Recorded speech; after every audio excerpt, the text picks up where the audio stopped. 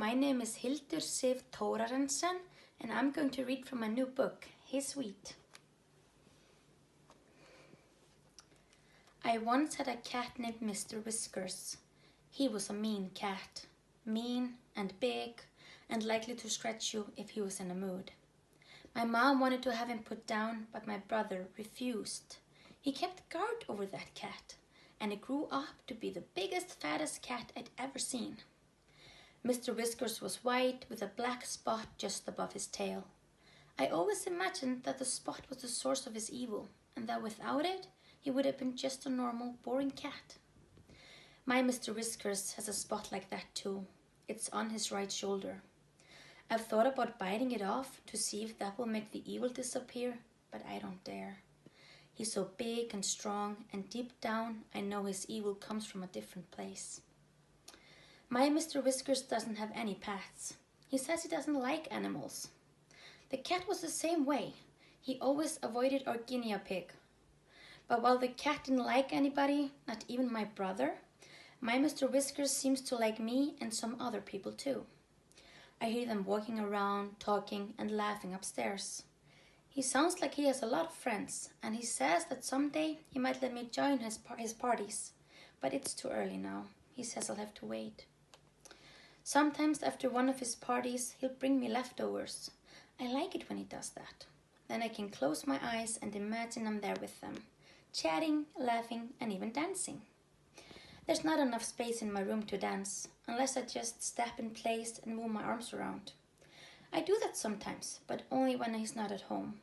Just stand there in the middle of the floor and dance my heart out. I'm not allowed to make much noise. If he hears me singing, he'll eventually look in on me and yell. I get scared when he yells.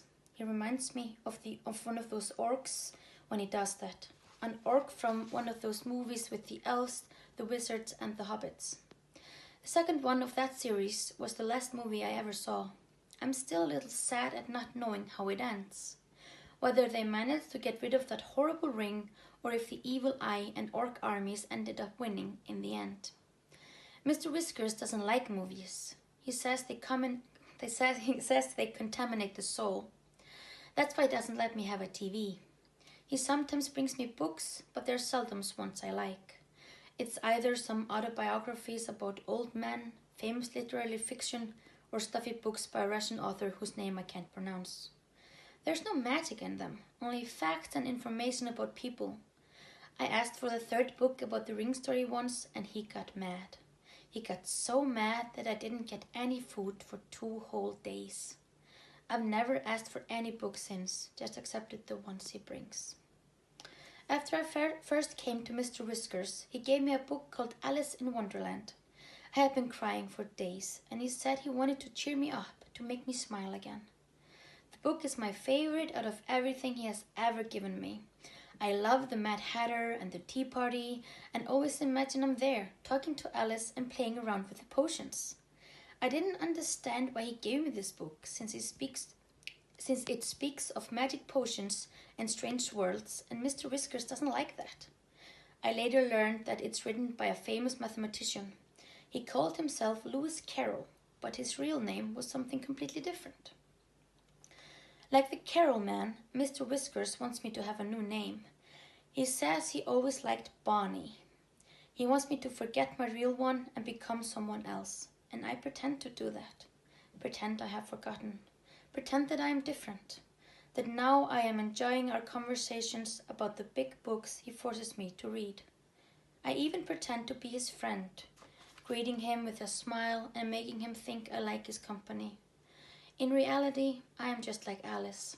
I also followed a rabbit into a hole, but my hole is dark and cold, and there are no magic beings to guide me.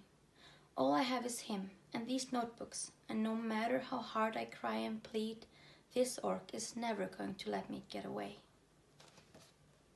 This was the first chapter, this was the third chapter in His Wheat, and there are more, even better.